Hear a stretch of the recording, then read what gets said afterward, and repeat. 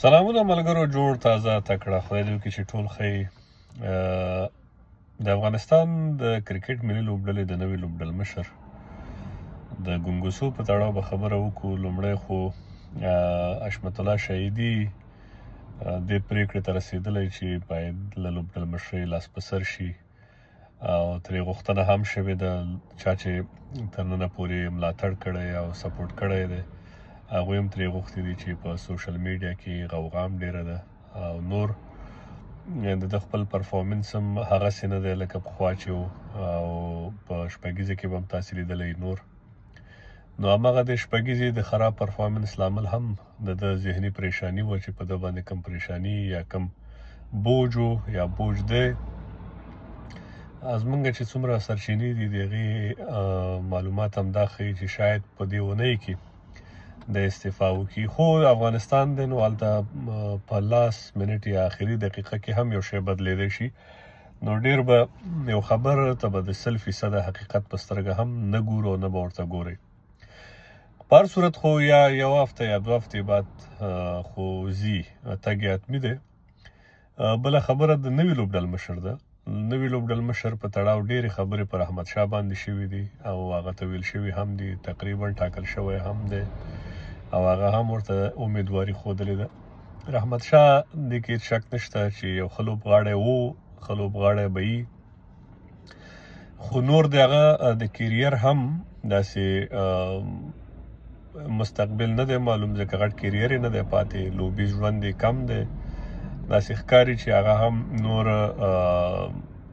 څه وخت وروسته ریټایرمنټ یا تقاعد ته نږدې شوی غوندې دی. باید دومره زر نه سړی که رښتیا ووایي لا هم په هغه پوزیشن باندې داسې د ذموارۍ توپوهونکي موږ نه دي روزلي، لرو یې خو روزلي هم نه دي. نو یو وخته پورې دی تللی شي چې مخکې لاړ شي. خو لوبډل مشر د ټیسټ ون ډې لپاره که سړی د افغانستان د کرکټ په خاطر خبره کوي نو ابراهیم یو ښه آپشن دی او ابراهیم لوبډل مشري هم کړې ده، یو ډېر ډیسن انسان هم دی او کوالټي لوبغاړی هم دی. تر ټولو مهمه دا ده چې ابراهیم د افغانستان لپاره یو مناسب لوبغاړی دی په دې شرایطو کې چې لیګونه هم ډېر نه کوي او ځکه د هغه د لوبې سټایل داسې دی چې په لیګونو کې ډېر څوک نه اخلي، نو هغه به ډېر اویلیبل وي د افغانستان د کرکټ لپاره، په هر کام کې به وي، افغانستان ته تګ راتګ هم ډېر دی.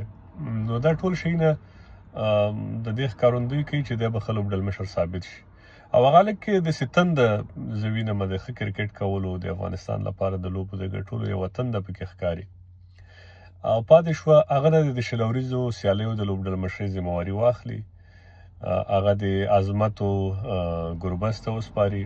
ګربز لږ ایکسټرا مسایل لري، د هغې له وجې که کپتان زه فکر نه کوم چې ښه کپتان ثابت شي، خو عظمت او د دواړه یو عظمت لوبډل مشر شي دی ورسره وایس کپټن شي. ګربز که لږ زره د ذموارۍ احساس وکړي، لږ له دې اضافي مسایلو نه راووځي، ټول فوکس کرکټ ته کړي، نو نو ډاوټ چې هغه هم د دې وړتیا لري. خو په اوسنیو شرایطو کې عظمت یو ښه آپشن دی ځکه فوکس لوبغاړی هم دی، تر ډېره پورې ډېره توجه خپل کرکټ ته یې د نورو شخصي مسایلو ته ډېره توجه نه وي. کله هم چې یو لوبغاړی له خپل مسلک نه نورو شخصي مسایلو بزنسونو کیسو ته وراوړي یا سوشل لایف کې ډېر انوالو وي له خلکو سره، نو هغوی نه بیا د خپل اصلي مسلک خرابېږي یا کرکټ خرابېږي. دغه کیسه به یو وخت ما کریم صادق ته کوله چې ټو مچ به هغه له خلکو سره انوالو و، بالاخره هماغه خلک یې خلاف هم شو، بیا استعفا ته هم اړ کړه. په هر صورت خدای دې هر څه چې کېږي د افغانستان په خیر دې وکړي او دا یو مناسب وخت دی چې حشمت د افغانستان د کرکټ لپاره باید نور قرباني ورکړي او پرېږدي کور یې ودان تر ننه چې هر څه کړي دي.